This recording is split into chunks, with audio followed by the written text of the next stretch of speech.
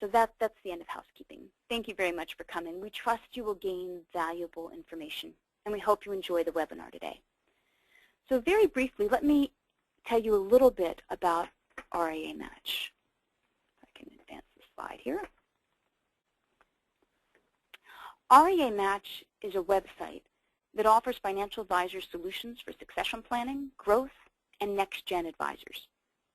The website matches advisors, future advisors, and firms with other advisors and RIAs who want to buy, sell, merge, join, or add advisors to their firms.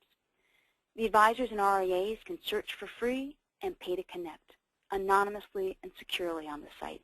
It's like a do-it-yourself platform. Our goal is to bring advisors the most efficient tools and excellent information so that you can make the best decisions for the succession and growth of your firm. Success on RIA Match is making connections that will lead to potential partnerships or new firms to join. RIA Match is independently owned. Our mission is to create an efficient market for advisors and RIAs to partner their practice. The site is agnostic as to custodial platform. We've created the playing field, but we're not calling the plays, and we do not benefit from them. So it's designed to serve all advisors, regardless of scale, scope, or experience. We have over 1,600 registered subscribers on RIA Match from 45 states that have sent over 13,000 communications between them. So let's get started. We'd like to welcome our panelists. Liz Crowe is Corporate Education Manager at the College of Financial Planning. Liz has held a position for the past 5 years. She works with financial institutions to assist their advisors with their development efforts. She works closely with individuals to ensure they receive education that will help them personally and professionally. The College of Financial Planning founded the original financial planning education program in 1972 and created the CFP certification. The college has more than 64,000 graduates, which have gone on to become some of the nation's top financial advisors. The program is graduate level, and credits can be directly applied toward the college's master's program. The college has a special fast-track program for CPAs who want to earn their CFP degree. Liz, thanks for joining us. Duncan Williams is Assistant Professor of Financial Planning at, I believe this is Cotsattos, the College of Business at William Patterson University in Wayne, New Jersey. If I butchered that, I apologize. That's the E-Trade founder, is the one that funded that school, the business school at William Patterson. Duncan is a doctoral candidate in personal financial planning from Texas Tech. He has his master's in finance from Texas Tech and his bachelor's in econ from the University of Georgia. He's passionate about helping academia serve the financial services industry and advancing the financial planning profession. Duncan is involved in leadership and is a frequent speaker for several industry associations. I've had the pleasure of being with Duncan and watching him work with his students. He engages with them and he knows them. Duncan travels the halls of the business school in perpetual outreach mode, attempting to recruit students into the financial planning program. They may think they're there for accounting, and Duncan's got them coming over. He may be an awesome professor, but make no mistake, he's also in sales on behalf of our industry. So Duncan, thank you also for being here. Next up is Caleb Brown. Caleb is a partner at New Planner Recruiting. New Planner Recruiting specializes in placing students enrolled in the CFP board registered programs, candidates and CFP certified practitioners. So he places them into financial planning firms nationwide.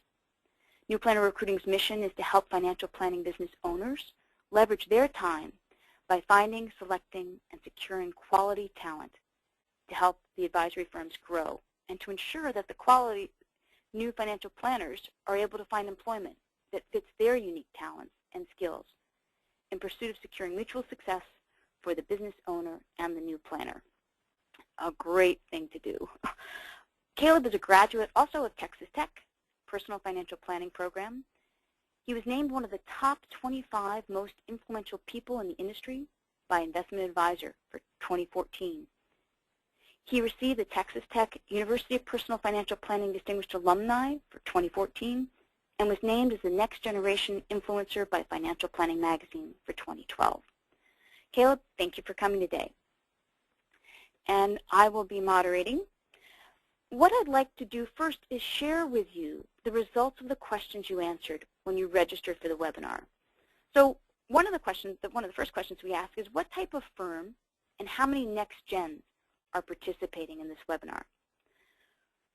So 21% of our next gens, so that's defined as 0 to 4 years in the industry. 24% are early solo practitioners. 10% mature solo practitioners, so that's defined as 10 years or less in the industry. 34% are early ensemble practices. 3% are mature ensemble practices, and 7% are market dominators, defined as 500 million or more of assets under management. So we've got a nice mix of participants today. So another question that we asked is, among the advisors attending today, how many of you have a CFP? So interestingly, right down the middle, 44% of you have a CFP designation, 44% do not, 13% are studying for it. That's awesome. Glad that we are, our mission as an industry is really to bring in the next generation. So anything we can do to support you. We also asked, are you adding advisors to your firm? So 38, again, down the middle, 38% anticipate adding advisors to their firm, 38% do not anticipate adding advisors to the firm. And the question didn't apply to 25%.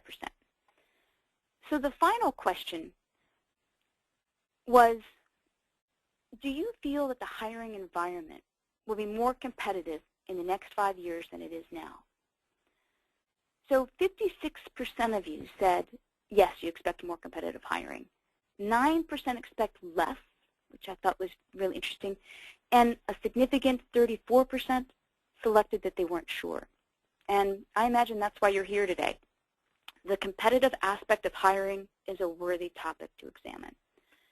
So let's begin our panel discussion. Again, it's how the CFP will impact competitiveness in the advisory industry. We'll start with our first polling question, so it's going to appear on your screen. All right.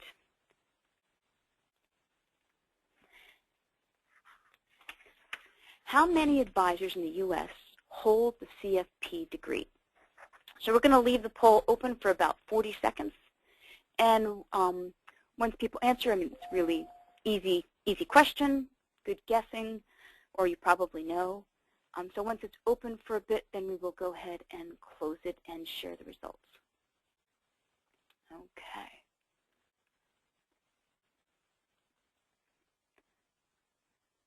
All righty, we've got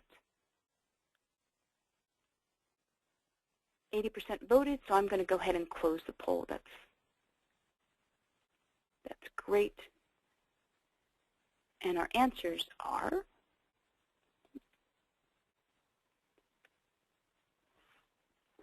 all right, we've got 10%, say 10%, 55%, say 20, well, you can see it there. Let me turn it over to you, Liz.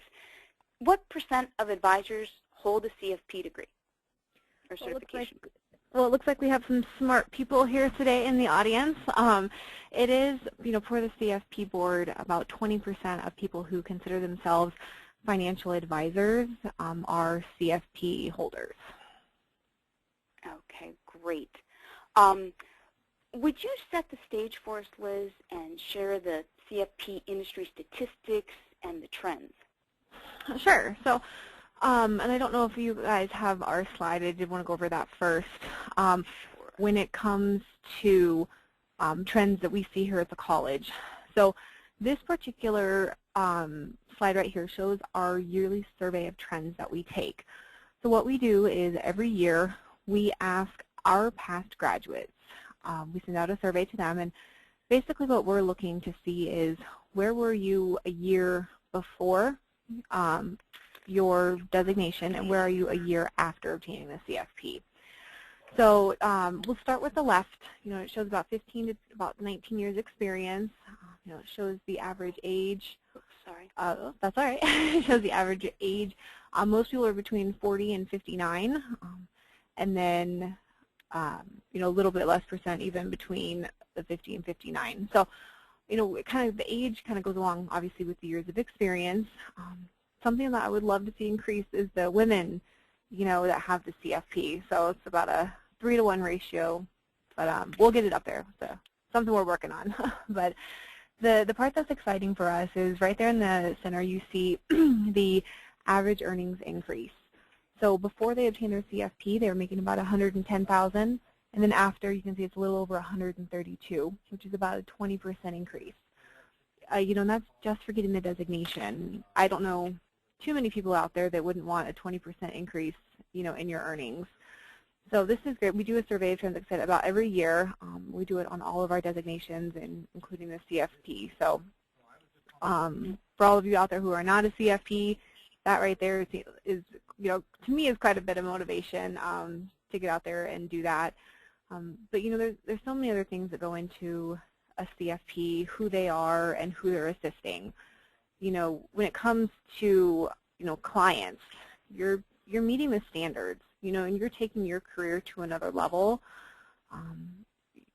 About 85% of clients who work with the CFP were satisfied or very satisfied. And to me that's huge because you're able to give your clients a full planning. You're able to assist them with all their financial planning needs. And so you're not only, I don't know how many industries have 85% satisfaction rating either. To me that's pretty high. And you're working with these clients through their life, and so you're going to retain them longer. You're not going to say, oh, sorry, I can't help you with your retirement planning or your estate planning. You got to go to somebody else. And then 91% of people actually expect a financial advisor to consider their entire financial planning needs, which I think is, we had talked about the 20% statistic. If 91% of the people expect you to be able to do it, but only 20% really can. So there's a huge gap in there that needs to be filled with people becoming CFPs to give the clients what they want. And then, about 90%, not only do they expect it, but they feel more confident. Who doesn't want a client that has 100% confidence in you to handle their financial planning needs? And then a stat that I thought was absolutely great, and once again, I don't think you'll find this in many industries, is that 91% of CFPs are very satisfied with their career choice. And I think that's incredible. These people, you know what you want, you've got the education, and then you're doing it. You're doing the job that you love to do and helping your clients. And I think that is huge and plays into the satisfaction rating, too, of your actual clients. So, I think a lot of people can be scared of the CFP, but it's something that you got to take, one step at a time. It's something that your clients are looking for. It's going to benefit you, obviously, financially. A lot of, we've noticed a trend with a lot of the big broker-dealers have the concept of the teams, where they'll have, a CFP and a CFA and maybe an EA or a CPA or whatever on a team, and everyone kind of handles a little bit of the piece. So if you don't feel comfortable, handling estate planning, that's okay. But at least you have the information and the knowledge to be able to ask the right questions and refer them to the right person. This isn't saying that you have to handle everything, but you're better prepared to handle it, and you can help answer even the more basic questions for your clients. So like I said, I think it's obviously a great designation, and well worth the time and the effort that goes into completing it. I agree, Liz. Thank you. Now, what about career changers? Do you find at the College of Financial Planning that you have a lot of career changers entering the program? Definitely. And it may be as simple as coming from insurance over to financial planning. That's really a big chunk of what we see. But gosh, I'd say especially over the last 5 to 7 years. Yeah. We have seen a lot of career changers, and and I'll maybe talk about this a little bit later, but maybe you don't always start with the CFP, and I can go into that a little bit later. Sure. you know, within the panel discussion. But like I said, a lot of people are scared of that CFP, and you know, you got to break it down. It's just like anything, one class at a time. No matter where you're at, whether you're a career changer, you're next gen, one step at a time. And I can't tell you how many CFPs come up to me and say, you know what I didn't know what I didn't know. Right, and I think that's huge. Exactly. Now, Caleb, can you tell us sort of a hypothetical discussion that you may have with a firm where you represent, you know, sort of the comparison between placing a career changer CFP certified practitioner versus a likely younger financial planning college graduate? How would you present that in sort of the pros and cons? You bet. Thanks, Marianne. Thanks for having me. So the firms that we represent are kind of on the opposite ends of the spectrum on this. So half of them say, you know, we only want to consider a new college grad, and the other half says, we don't want to hire any of those young college grad people. We only want career changers. So in my work in new planner recruiting, I'm stuck right in the middle, and I love it. So it really comes down to the firm's needs and also the candidates. I mean, some firms prefer to hire someone that's younger, that might be more moldable, that's maybe they can pay a little bit less, that they've got kind of a fresh start, maybe has a little bit more experience or has lived most of their life immersed in technology. On the other hand, some firms might want to go with a career changer who has lived life, who has, you know, been married, been divorced, had kids, you know, signed wills, bought homes, and has kind of that the life experience that I think in financial planning a lot of what the clients are buying is that wisdom and life experience. So there's really pros and cons to each side, and it's interesting to kind of sit back here kind of from in my chair to see, you know, where things are. But I would say right now it's probably about 50-50 where as far as what the client firms are asking for. Very good, very good. So that's important for both segments to know that they each have aspects that you know that a firm would want. I mean, next gen, they might think the tech savvy, the social media, they can get in there and learn a new software program. And let me just add on, an interesting thing about that is, in my work, is just because someone is older in a different generation doesn't mean they don't know technology. I mean, I've actually found that most of them do. And on the contrary, just because someone is in Gen X or Gen Y doesn't mean they're tech savvy. A lot of times it just means they're tech dependent. You know, they've depended on it their whole life. So I know that gets thrown around out there, but I don't want, especially any of the career changers out there or the ones that I deal with, to think that people are thinking they're not technology capable. Very good. Fair enough, fair enough. And I try to be technology savvy myself, and goodness knows, certainly not a next gen. Okay, we are going to launch our next polling question. All right, guys, are you ready? All right, here we go. So the next question is, when is the best time to sit for the CFP exam? Is it before you begin working with a firm? Or once you've gotten the job and you're just getting started?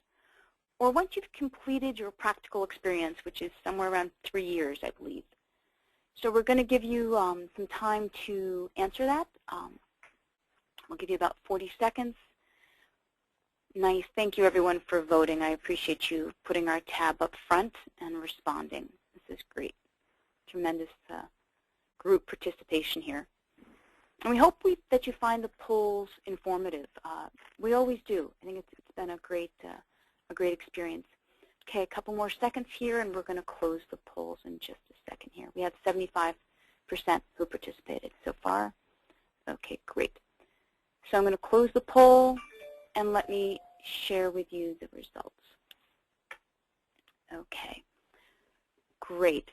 So Caleb, I'm going to actually pass this back to you. What are your thoughts on these answers?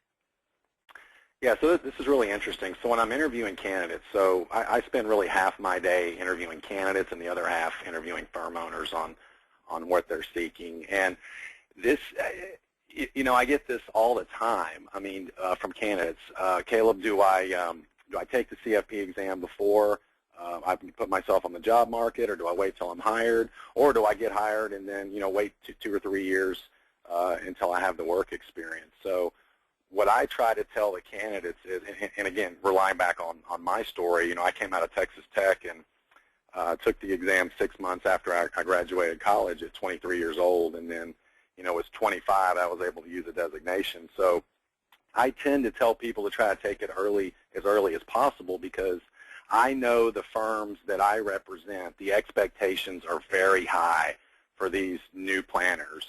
And I think a lot of them, it's going to be a challenge for them to meet those expectations. And after working, 8, 10, 12-hour days in financial planning, most people don't want to go home and study for the CFP exam for 3 or 4 hours in the evening or in the morning or whenever it is. So I try to tell these people to get it knocked out as soon as possible, one, just from a logistical standpoint, but also you're much better positioned as a candidate to go to a firm and say, look, I've already got the education, I've already got my Series 65, I've already passed the CFP exam. So I would encourage the people that are studying for it, or maybe they don't have it right now, that are looking for a job. I mean, if you own your own firm and you're successful, you probably don't need to go there. But the younger, especially the younger people that I deal with, if they're under the age of 45, 40, I'm letting them know that you've really got to do this. I mean, to gain the credibility from the clients and also respect from your peers. So it's something, it just makes them more attractive to firms that potentially hire them. And then on the firm side, it's, their biggest risk in hiring someone is that they're going to come work for them and they're going to end up saying, oh, this isn't what I thought it was, or I don't like this, or oh, this financial planning stuff is really hard. Well, if someone goes through the education and goes and passes the exam, all right, at least from the candidate, on the candidate side, that reduces the risk, or at least it should, on the firm owner side. Right. That's a very good point. Liz, do you find that those that are in the College of Financial Planning Certificate Program are more apt to sit for the exam quite soon after completing the coursework? Yeah, when it comes to the board exam, it's offered only 3 times a year. So March, July, and November. But we always encourage our students to take the next available board exam. I mean, I know it's hard since people have been studying for, probably about 18 months, and they'd probably like to see their family and friends again, but they've been working so hard. But it's vital to take, we always recommend a review course, because, you could have taken that first class over a year ago, so always recommend a review, and then to jump right into the exam. You spent way too much time studying to not go into the exam, and pass. And we find students, too, are more successful if they take the exam sooner rather than later. Think about when you were in college. Was it better to wait a year to take your test for your final exam, or just go ahead and take it and be done? Exactly, yeah. So it's better to get it out of the way. And, I think it's even easier now. I say easier, more convenient. The board exam used to be, offered, the same 3 times a year, but it was, the 10-hour exam with the pencil, paper, Scantron. At least now it's electronic. It's offered at a testing center. They have a couple days to choose from, which, I think is really going to increase the number of people that sit, because a lot of times they would say, oh, it's in November, maybe we've got the holidays coming up, or, in March it's tax time.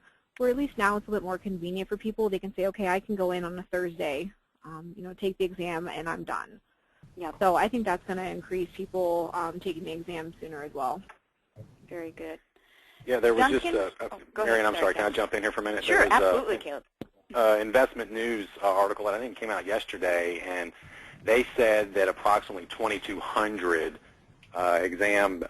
people were registered for the exam for this weekend. So that is up from about 1,500 in March, and then about 1,400 in July. So what Liz just said is exactly right. So it looks like going to the electronic and going to the shorter question is encouraging more people to take it. Or it could be just they think it's going to be a lot easier. Right. Well, that's a statistically significant increase. Yeah.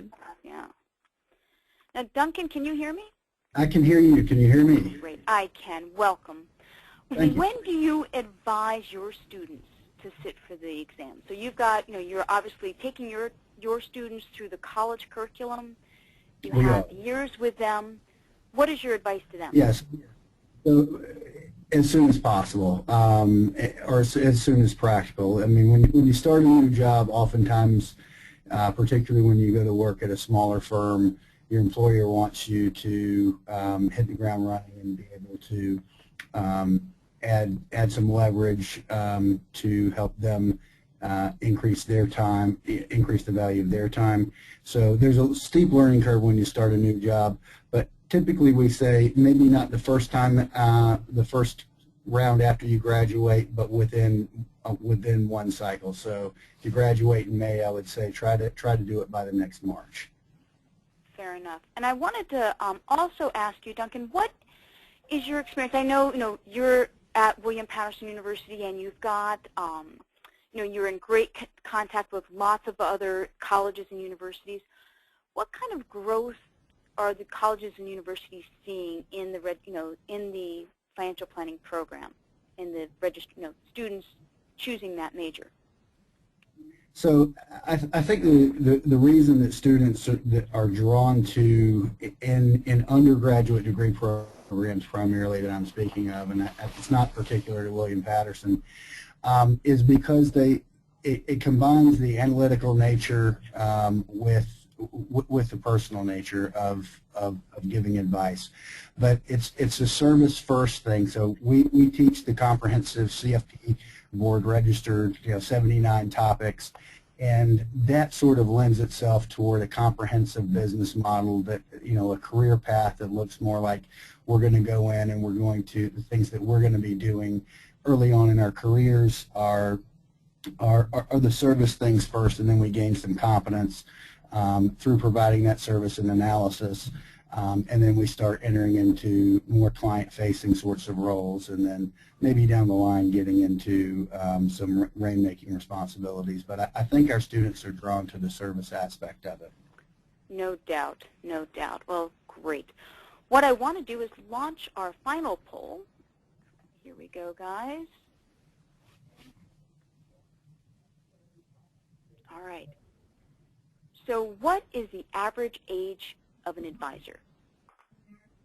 And this has been in the press a lot, so we should get some, or at least maybe I'm just very, very aware of it.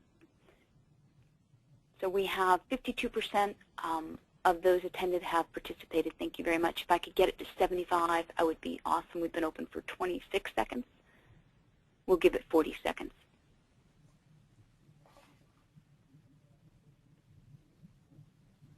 Yeah, this is it. People know this answer. Yeah, okay. All right, I'm going to go ahead and close the poll, and I'll share the results.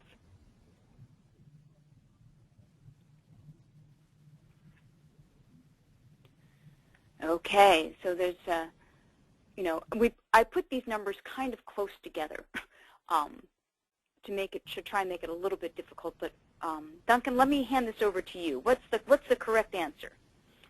So it's 57 is the average age of an advisor, which means that roughly half of the distribution is older than that, and half the distribution is younger than that. But we hardly see any advisors under the age of 30. I believe the last numbers that I saw, it was less than 5%, which is a real problem for a profession that's trying to not only replenish itself but grow.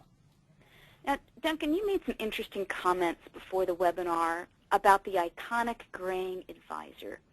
Can you share with us why that image may lose its appeal, and what demographic changes do you see ahead?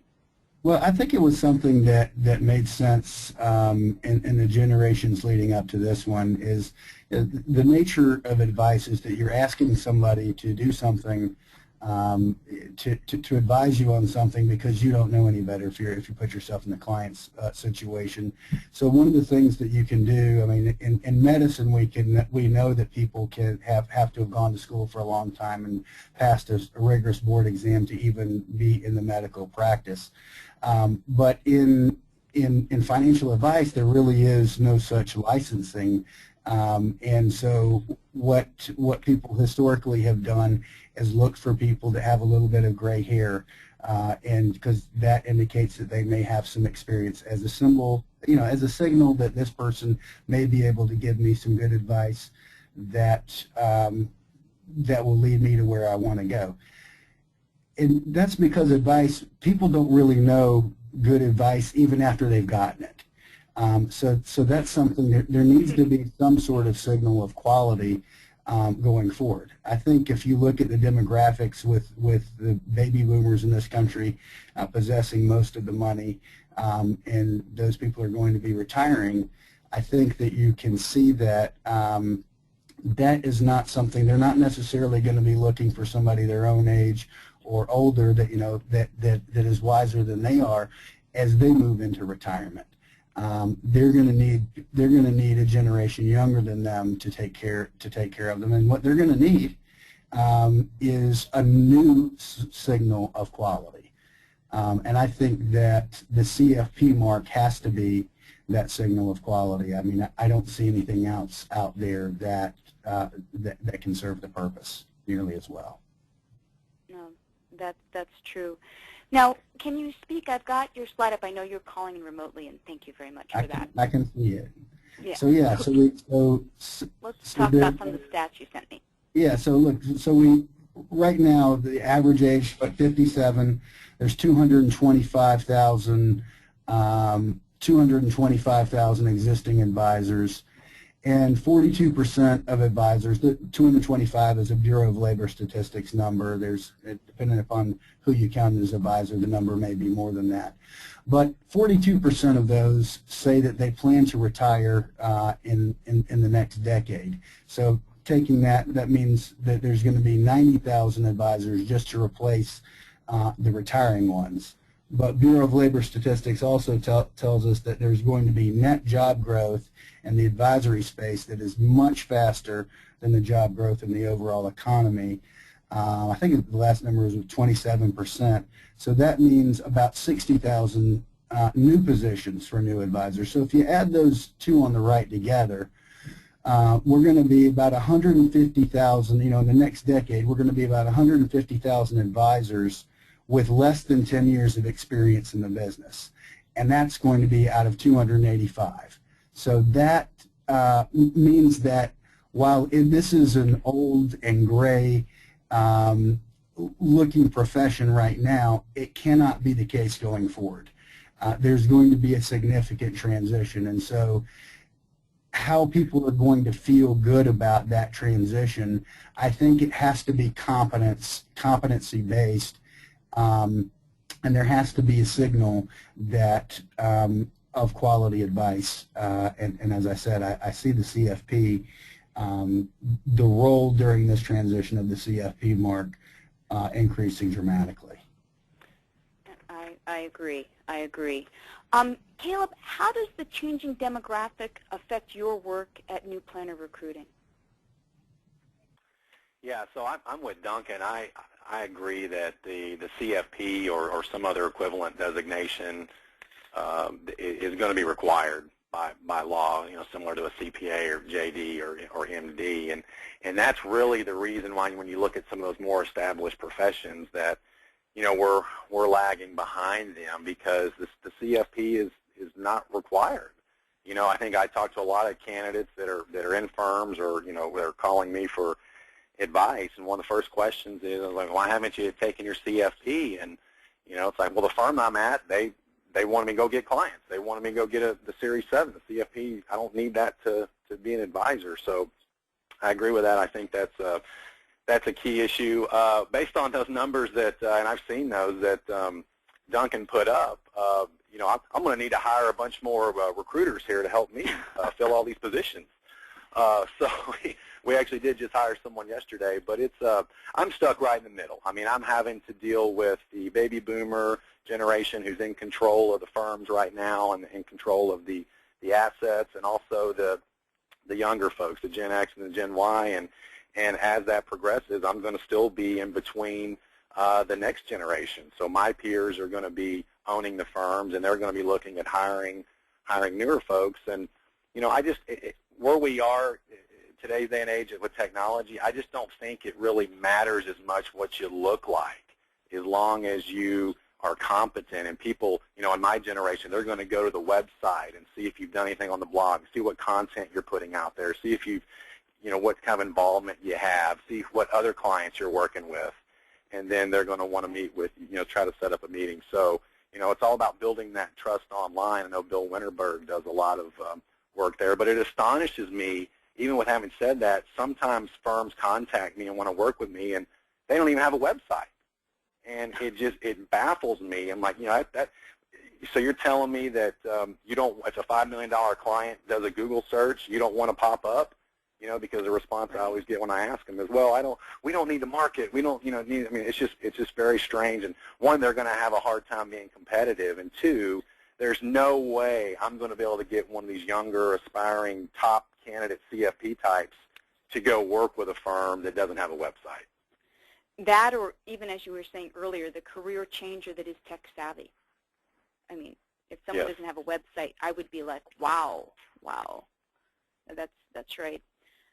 Liz, what is the College of Financial Planning doing to outreach to career changers? I know you were talking about that earlier. Yeah, so we could do two main things. So we actually work with a lot of the bigger broker-dealers or RIAs. So typically we get people once they already have found some sort of position within the financial services industry. So when like I said, we work with a lot of big broker-dealers, and typically when someone's new, they'll either have like a new orientation, they'll be on a specialty team. There's something that kind of defines them within their experience. And so what we do is we'll go in, and we'll talk with these individuals and say, what are your goals? Where do you want to be in 5 to 10 years? Why did you change careers? What do you expect to get out of this? We need to know, what are their job requirements? When are they going to have time to start? Are they one of the firms that want you to go out and build your book, or do they want you to do education? Yeah, very practically oriented. Now, there are some things in the college where you can explain the stages. You can do the CFP in stages. Is that right? Yeah, so that's actually the second part I was going to mention. So we've set up our programs here at the college to support not only career changers but next gen, and I really encourage this for anyone who is in those two categories. What our students can do is they can enroll into one of our designations. So take our AAMS, so our Accredited Asset Management Specialist. What you do is you enroll into that, and it's kind of like a CFP Lite. It's going to cover a lot of the same topic areas. It only takes about 2 to 3 months to complete. Then, depending on where you're at within your position, whether they kind of want you to build your book or wherever you're going, you have that designation. At least you have something, right? You're new to this industry. There's a lot going on. At least you have something behind your name, right? And then when you're ready to do the CFP, whether that's immediately or next spring or whenever, you're able to actually test out of certain CFP courses.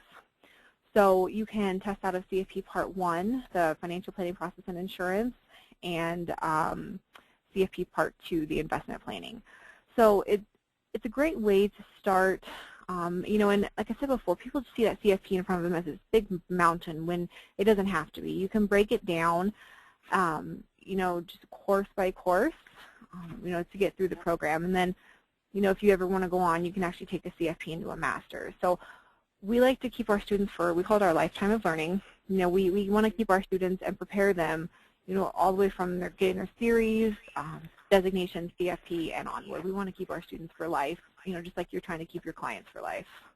And what's the capstone, Liz? There was something, is there a capstone program? So that was actually something that the CFP board required all educational institutions to implement with students who began their CFP program after January 1st, 2012. I personally don't think it's that big of a deal. For our particular program, we give you, information for Susie Q, and you build a financial plan based upon the information that we've given you. You do have to do a virtual presentation, but I think I mean, I think it's great. You know, the board is setting a standard that I think needs to be there, because just because you've been a CPA for so many years doesn't necessarily mean you know how to be a financial planner. So you come in, you prove you know what you're doing, is essentially what it is. So I think actually the numbers dropped off quite a bit when they implemented that for, you know, especially people who were CPAs or CFAs coming over. They didn't feel they needed to take that class, but, you know, statistically what we've seen here at the college is they needed to. You know, we can see how successful you are in those courses, and they actually did, because there was, once again, they didn't know what they didn't know, and it was a good thing that they took that capstone. Very good, very good. Well, thank you. I've got some questions here. I'm going to bring those over, see if I can take a look at them here. Bear with me. So I wanted to say, if you've got any questions, go ahead and type them in the question box. I have a few here. Just want to scroll down. Bear with me. Okay. All right, just one sec. Sorry, I have So one question is, how many people leave the industry within the first 3 years? So this is a retention issue. Caleb, do you track that at all? We don't track it empirically. I mean, I've got some just anecdotal experiential data. You know, when I came out of college in 2002, Texas Tech program, we had about 15 people that graduated with us, and you know, here we are. You know, about 3 years in, we only had about half of those people that were still in the business. So it was about 50%. So I don't think it's. I think it's not quite that bad right now, especially for the firms that I recruit for. But again, I'm only dealing with one slice, and it's the typically fee-only RIA model. These people are paid a salary, they're going to receive training, and they're on a career track, and none of that stuff really existed when I got into the business. So I think that has helped, you know, kind of offset that to some extent. Right, right. And it's very different from different models. You know, when we talk about all of the channels together, you know, someone who's in an insurance company is going to have a very different experience than someone in a fee-only or even a hybrid firm. We've got a lot of good questions here. I would, if I could just chime in on Jump right that. in. Absolutely. So, I mean, I think our students who are coming from the undergraduate degree programs gravitate toward this business model. I think it's the closest cultural fit, because students who are hired based upon competency, and there's a professional career path where you're not brought in and you're having to go out and dial for dollars, as most people who started these firms had to do. But where you're not, your primary job is to not go out and build the business, but to rather provide the analytical work and the service work first, and then develop relationships through service and delivery of your analysis, and develop competence and confidence. I mean, I think if you take a look at the numbers, the industry can't afford turnover like it's had in the past. It can't afford to have people who have made commitments that this is a profession that they want to join to do that. And I think when we talk about the establishment of a profession of financial planning, you know, much in the same way that we see law and accounting, we need it to be competency-based, and that means that there are jobs where the turnover is there's a career path, there's a development path, and the turnover is going to be low. And I would say that we're starting to see, I think almost universally we see it in the RIA space, and a lot in the hybrid space where independent firms that maybe have an RIA but maybe duly registered, but do a lot of fee business. We typically have had the cultural match there, but I think we're starting to see some of the bigger firms go to this team-based approach. And I think there are a couple of reasons. For one thing, they need to figure out how they're going to give their senior advisors an exit strategy. But for another thing, they need to figure out how they're going to hang on to that business when the senior advisors do exit.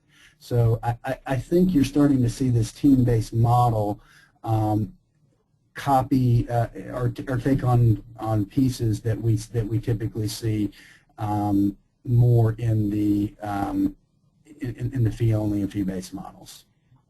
I agree, and you even see it in the wirehouses. You know, in the Smith Barneys and Merrill Lynch's, they have these teams, and just as you're saying for succession planning, you know, then there's the client is familiar with the whole team. It also makes the advisors sticky. Whichever channel you're in, if you're working in a team, it's harder to lift out of a team than it is for one person to leave. Absolutely. So that retention. This next question was just going on what you were saying, Duncan. What is the age distribution for attorneys and CPAs? Is it similar to advisors, or is it totally different? And I think that's a very good question. Have any of you looked at, you know, how are the CPAs doing it? You know, and the attorneys, I think it's the team, it's the practice. But jump in, whoever wants to answer. You know, has anyone looked at the attorneys and CPAs to see how they're handling it, and similarly or different, or how are they addressing the crisis? I wish I had an answer to that, and if to give right now. But what I can say is that the challenges that we face at the university level, where there are degrees in financial planning, everybody knows about accounting. Everybody knows about potentially going to law school.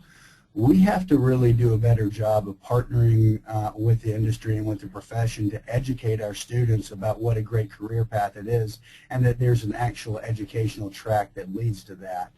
And so that's one of the challenges that we face. We don't get any students majoring in financial planning directly out of college. We have to recruit all of them. Right, and that goes right into the next question. I want to take a second to thank the audience very much. You've got great questions here, and we're just plowing through them. We're going to get through them all. And the next one is, you know, how can we better connect the next generation of advisors with those who are referring out or retiring out of the profession? And, you know, Duncan, you've just alluded to this, you know, the need to partner with industry, for the degree programs to partner with industry. Caleb, that's what your company is about, isn't it? Yeah, exactly. So, I mean, we're in business, so a busy firm owner can come to us and say, here's what I'm looking for. You've held the position, and you have the contacts, and you're flying out and visiting all these schools and giving these speeches and interviewing these people. And we just don't have time to do that. Even if we have the expertise, we just don't have time. A lot of them don't have the time or the expertise. So sure. That's what they're doing. But I do want to just mention something on the other side. There's been an uptick in attorneys JDs that have been contacting me. They either can't get a job because there's a glut of people coming out of law school. That's been widely reported, and there's just not enough jobs, or they've been in there 2 or 3 years, and they're finding out it's not very rewarding. It's not very fulfilling. So these people are calling me wanting to have that personal interaction and see, help those tangible benefits of helping people build wealth. And this is great because these people, they're eventually going to be JD CFPs, and there's very few. I think it's like 1% or something on the CFP board website, people that have a JD CFP. So that's an exciting trend. And then on the CPA world, again, that is required. A CPA is required to do business, and then you have all these Big Four accounting firms that hire just thousands and thousands of people, and they train them and then send them out into the regional, or those people leave and send them out into the regional, and those people start their firms. And that's where I think we're still differing, because the CFP, again, is not required by law. That's right. No, that's great. And I think that, if we look at the slide in front of us, we can see, this is compelling. Duncan, were you going to say something? I'm sorry. There's no Big Four in financial planning either. I mean, so right. People, the product manufacturers, their television shows about lawyers all over the TV guide. The product manufacturers and the financial service industry are big household names, but the places for advice, there's no big names for advice. It's or certainly no dominant names, and so that makes it difficult to advertise for, and difficult for students who don't know what they want to do with their lives to be able to identify this as a great career path for them. That's right. Liz, I've got a couple questions in here that seem to be right up your alley. The next one is, does the CFP carry more weight than the Series 65? I'm going to give you both at the same time here. And what are the next steps to get your CFP if you already have an undergraduate degree? So, yes, for the for the Series 65, when something takes, not only is it just the content, but it's the time that's invested, and like everyone's been saying, no one, I don't think, has ever said that the 65 should be set as the industry standard. But the CFP, and I just can't explain, when working with all the students that I have, and even seeing them afterwards and seeing where they go, within their career, whether that's, and I think it was like something like 87% of people actually are client-facing. So, yeah, I just don't think there's really too much of a comparison between the two. I mean, your CFP is going to take you so much further. It's even, and as Caleb was saying, these firms are looking for CFPs. They kind of expect you to, have your series. That's just kind of a duh, so to speak. Right. Whereas the series is more of a license, and right. It's not even. CFP is more holistic. Yeah. Right. Definitely, yeah, it's holistic. So the CFP is, even though it's not now, and it should be, will be the industry standard, and we're seeing that even with a lot of the firms that we work with, as they're saying, okay, we need to get a lot more CFPs, with our organization. So we're even seeing that with the big broker-dealers out there, getting everyone to be CFPs. And so the one about the undergraduate degree, I've got an undergraduate degree, and I'm interested in the CFP. What are my choices? Well, my first thing is to, if you went through something like William Patterson, with Duncan, was it something that was already counted, was accepted by the CFP board, so it counts for your education? So if you're already something like that, then obviously you just go take the CFP board exam. Now, if you have an undergrad, and if you're like me, mine's in criminal justice, right. So I still need that CFP education. I encourage everyone first, do your research. I can rep CFFP all day, but at the end of the day, it's what works best for you. Look for accreditation with a school. I would do all that. And then what are their classes like? How many classes do they have? How much is your cost? So, I don't think one institution is 20 times better than another. I think it has to do with each individual, what you want, and how that program works for you. Obviously check with the CFP board website to see, what schools there are. Do you want online? Do you want a local class? So, there's a lot of answers to that question, but I think it breaks down to the actual individual and what they're looking for and what's going to work for them personally and professionally. But obviously, get your education done, do a review, and then, go for that board exam as soon as possible. Exactly. Thank you. So here's a question. Is there an agency within the SEC that encourages RIAs to get their CFP designation? Does anybody know? No. Not that I know of. Unfortunately, I'm not sure. I don't think so. I think the only thing is that I would say, it's not within the SEC or the agency, but the CFP board is doing a very good job of advertising to the public about the CFP. But that's not within the SEC. But you know what? I think that could happen. And so the next question is, how do I know which CFP education program is right for me? Now, I know, Liz, you touched on part of that. Duncan, you want to add on to what Liz said? I got my CFP from a certificate program, and so I would echo exactly just what she said. If you happen to be at a university while you're an undergraduate, and I would encourage you to take a look at that while you're an undergraduate, or potentially staying there to get a master's if they offer that, because those types of education go beyond just education for the CFP board exam. They're training you to be entry-level financial planners and training you for a career in the profession. I think the certificate programs serve a great need for working professionals that are either career changers or else they're already working in financial services or somewhere related to the financial advice marketplace, but they didn't come from a university that had a CFP board registered degree program, and they want to get that. They want to get that certificate. So you got to look at what meets your needs. Look at the style of learning that they offer. Take a look at what the delivery looks like.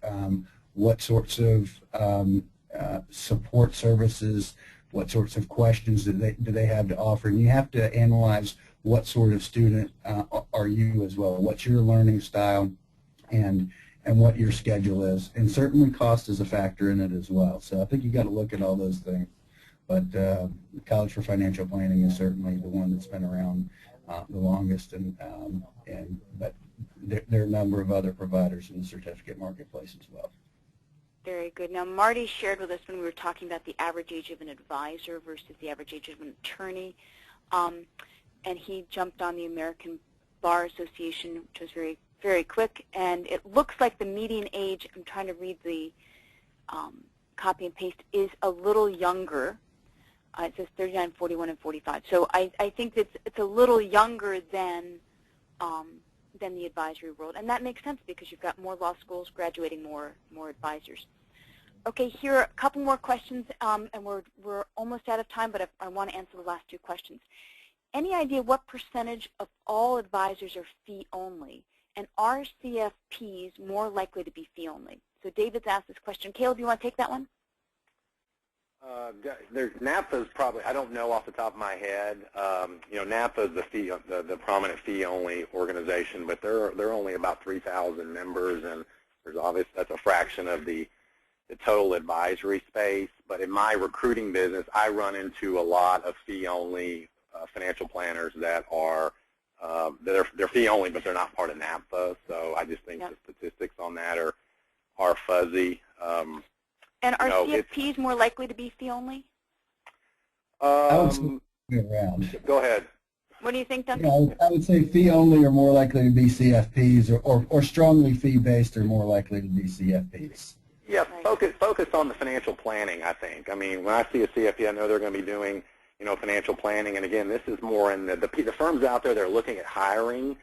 If you're not a CFP, you're going to have trouble attracting the top candidates, because the top candidates know that if they go work for a CFP, they don't have to wait, and they do all 6 stages of the financial planning process. They don't have to wait the 3 years to get the designation. They can get it in the 2-year apprenticeship period. Right. That's a very good point. Saves a year. One last question, and then we'll have to wrap it up. I know we're over our hour by a minute or so, so I just want to understand if anyone has to leave if they've booked at 3 o'clock. Let me just ask. Let's see here. Any movement of any state level to require the CFP? Anybody have any idea on that? I mean, I know at the college we haven't heard anything about that. There's state levels on the education programs, and that's something that we work with all the time, and making sure that we've met state and federal requirements in regard to our education. But I haven't heard in regard to actually having the CFP. Okay. There have been some states, I think Nebraska and New Hampshire were states that weren't specifically promoting that, but that were trying to cut down on the alphabet soup so that you could only hold yourself out as so many different designations were acceptable for a financial advisor to hold themselves out as. That was something that I heard several years ago. Certainly not an expert in that. And I do know that some other states have stricter fiduciary standards than is required by the SEC under the Investment Advisors Act. Okay, great. Now we've got one other question here. Tom wants to know if he can get the contact information, and it was for Caleb Brown. Tom, that's who you want, and it was the Tom was interested, Caleb, in the comment you made about attorneys being disenfranchised with law and possibly going into financial planning and wealth management, and that was the career path that he took. And so he'd be interested in speaking with you and learning about other people going down that same path. So that's Caleb Brown, New Planner Recruiting. Tom, I will make sure that Caleb gets your contact information. A few more here if you guys want to hang in here. Oh, perfect, Tom, great. Okay, so Dave asks, I get the impression that fee only represents about 10 to 20% of all advisors. Just curious if that's the consensus. Is that fee only? Anybody have a sense of what percentage that is? If that were on the multiple choice exam, I'd pick that one. Okay. So where would I go, Duncan, to get that data? Is that something NAPFA tracks? Or? My guess is that you would contact the custodians, the Schwabs, the TD Ameritrades, Pershing, and Fidelity, and I bet you they have a pretty good sense of what those numbers are currently. But the market share for the RIA space is gaining each year. Yeah. It's listed on the ADV. I mean, you could do it the old-fashioned way and spend tons of time going through all the ADVs, and it's clearly marked there. Sure, sure. But as far as, you know, so the overall consensus in aggregate, what it is. And one comment from Marty, Florida's trying for state regulation, which is, you know, circling back on the state one. But let me close the question period. That was tremendous Q&A section. You know, I really, that was awesome. Thank you very much. And thank you, Liz, Crowe, Caleb Brown, and Duncan Williams for sharing your valuable insights and actionable solutions. We encourage you to visit the REA Match store, where we have many solutions, such as the New Planner Recruiter's White Paper, Hire, Train, and Leave. And if you're looking for an advisory position or considering a change, there's an article that was just posted called 5 Paths in the Advisory World. It's got a very helpful chart. It was a blog post I actually wrote for By All Accounts. If you go to the homepage, click on Join an RIA, it's the featured article. There was also a recent article in Financial Planning magazine, 35 Great Schools for Financial Planning. The College of Financial Planning and William Patterson were right on top on those listings. So this has been very informative and very valuable. Thank you very much. Thank you to our audience for taking the time to join us today and to learn about the CFP and its impact on competitiveness. We're grateful that you were part of the REA Match community, and we wish you a happy Thanksgiving. All the best, good afternoon, and this concludes our webinar today. Thank you very much.